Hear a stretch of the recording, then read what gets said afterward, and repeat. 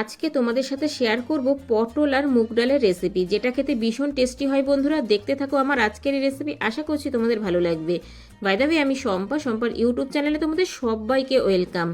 দেখো বন্ধুরা, আমি এখানে 500 পটল নিয়েছি। পটলটাকে এবার আমি একটু খোসা রেখে পটলটা ছুলে নেব। দেখতে থাকো তোমরা, ভীষণই ইউনিক একটা রেসিপি বন্ধুরা, অবশ্যই বাড়িতে তোমরা ট্রাই করবে, যেটা ভাত, রুটি, পরোটা সব কিছুর সাথে খেতে ভীষণ ভালো লাগবে।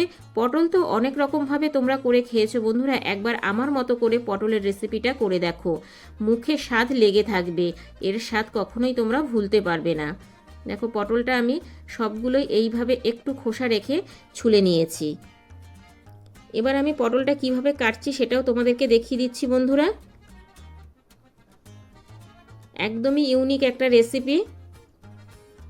পটলটা আমি একটু এইভাবে তেচড়া করে কেটে নিচ্ছি। দেখতেই পাচ্ছ, এইভাবে পটলটা কাটলে পরে কিন্তু দেখতে ভালো লাগে আর খেতেও বেশ ভালো হয় বন্ধুরা। এই দেখো, সবটা পটল আমার কিন্তু কাটা হয়ে গেছে। পটলটাকে এবার আমি সাইড করে রেখে দেব। এবার এই দিকে দেখো, আমি এখানে 2 চামচ মুগ ডাল নিয়েছি। মুগ ডালটাকে আমি 1 ঘন্টা আগে ভিজিয়ে রেখেছিলাম বন্ধুরা। এবার এখানে আমি একটা মিক্সির বাটি নিয়েছি, মুগ ডালটা মিক্সির বাটিতে নিয়ে নিচ্ছি। মুগ ডাল কিন্তু এর থেকে বেশি দেওয়া যাবে না বন্ধুরা। এবার দিয়ে দিচ্ছি সামান্য জল। এবার খুব মিহি করে একটা পেস্ট তৈরি করে নিচ্ছি। দেখো বন্ধুরা, পেস্টটা কিন্তু আমার করা হয়ে গেছে। এই দেখো, এইভাবে পেস্ট করে নিতে হবে। এবার একটা বাটিতে নিয়ে নিচ্ছি। এবার মিক্সির বাটিটা ধুয়ে আবারও নিয়ে নিলাম। এখানে একটা মশলা করব, তার জন্য আমি মিডিয়াম সাইজের একটা পেঁয়াজ ছোট করে কেটে দিয়েছি একটা ছোট টমেটো কেটে, আর কয়েক টুকরো আদা, আর ঝালের জন্য আমি দিচ্ছি 2টো কাঁচা লঙ্কা। ঝালটা তোমরা কম বেশি করে দিয়ে নেবে। এবার এটাকে আমি পেস্ট করে নেব জল ছাড়াই। দেখো বন্ধুরা, পেস্ট করা হয়ে গেছে। আবারও বাটিতে নিয়ে নিচ্ছি আমি এই মশলাটা।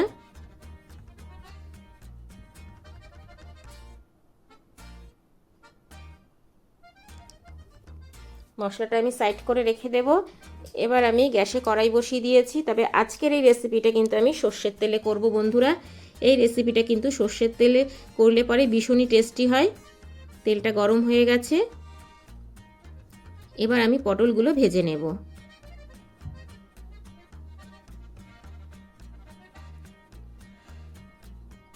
একটু নাড়িয়ে চাড়িয়ে দিচ্ছি। খুব সুন্দর করে কিন্তু পটলগুলো ভেজে নিতে হবে। দিয়ে দিলাম পরিমাণ মতো লবণ। তবে পটলটা কিন্তু আমি হলুদ ছাড়াই ভাজবো বন্ধুরা। এইভাবে নাড়িয়ে চাড়িয়ে পটলটাকে আমি ভালো করে ভেজে নেব।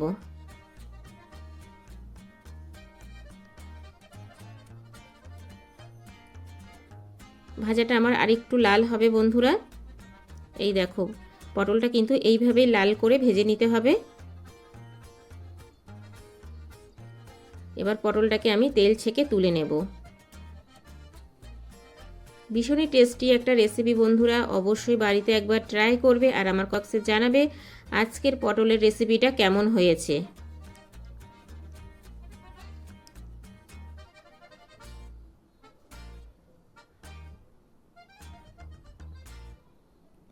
সব কটা পটল আমি তেল ছেঁকে তুলে নিলাম।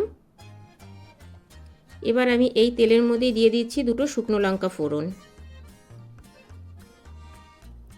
দিয়ে দিচ্ছি দারচিনি, এলাচ আর লবঙ্গ, আর দিয়ে দিলাম 2টো তেজপাতার টুকরো, আর দিয়ে দিচ্ছি 1 চামচ সাদা জিরে ফোড়ন।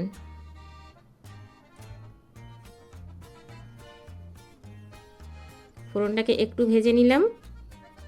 এবার আমি যে পেঁয়াজ, টমেটো, কাঁচা লঙ্কার আদার পেস্টটা করে রেখেছি সেটা দিয়ে দিচ্ছি। পুরোটাই আমি দিয়ে দিলাম। এবার আমি ভালো করে মশলাটা কষিয়ে নেব।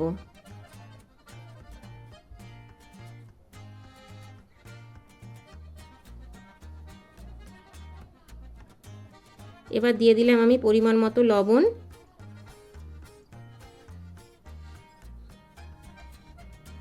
আর দিয়ে দিচ্ছি 1 চামচ হলুদ গুঁড়ো। দেওয়ার পরে ভালো করে আবারও আমি কষিয়ে নেব।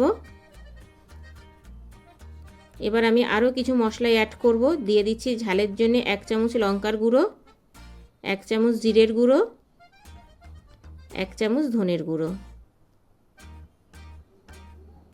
ভালো করে আবারও আমি কষিয়ে নেব।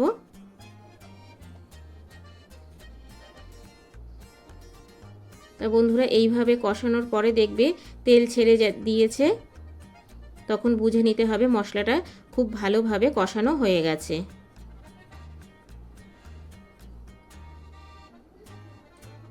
মশলাটা একটু সময় নিয়ে গ্যাসের ফ্লেমটা লো টু মিডিয়াম করে কষিয়ে নিতে হবে। এবার আমি দিয়ে দিলাম যে মুগ ডালটা আমি পেস্ট করে রেখেছিলাম। এবার বাটিটা ধুয়ে একটু জল দিয়ে দিলাম। ভালো করে এবার মশলার সাথে মুগ ডালটা আমি কষিয়ে নেব। তবে এই সময় কিন্তু গ্যাসের ফ্লেমটা লো টু মিডিয়ামে রাখতে হবে বন্ধুরা।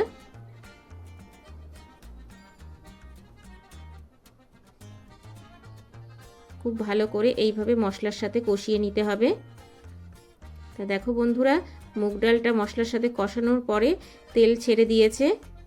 দেখেই তোমরা বুঝতে পারছো কত সুন্দরভাবে মশলাটা কষানো হয়েছে। মশলাটা যত সুন্দরভাবে তোমরা কষাবে রান্নার টেস্ট কিন্তু তত বেশি বেড়ে যাবে।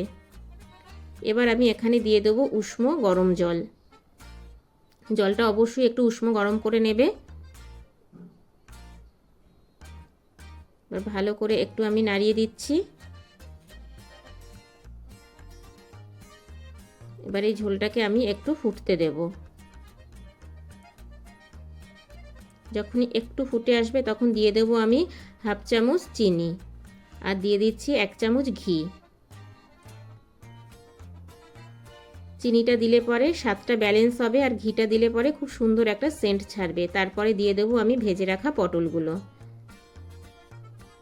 ভেজে রাখা পটলগুলো দেওয়ার পরে গ্যাসের ফ্লেমটা লো টু মিডিয়াম করে 5 মিনিট আমি রান্না করে নেব।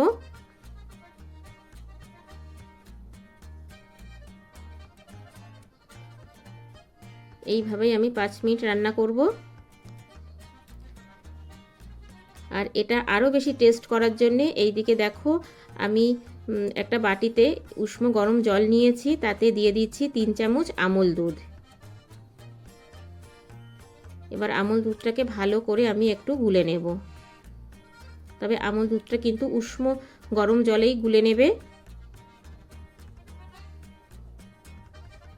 গোলা হয়ে গেছে। এবার দেখো এইদিকে পটলের যে গ্রেভিটা অনেকটাই শুকিয়ে এসেছে।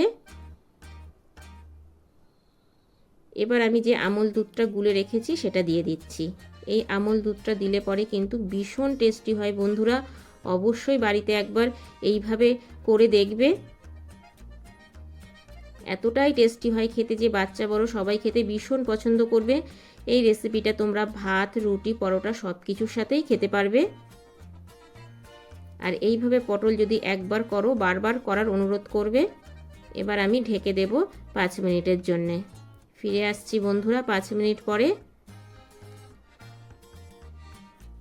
এই দেখো আমার কিন্তু রেসিপিটা এবার একদমই রেডি হয়ে গেছে।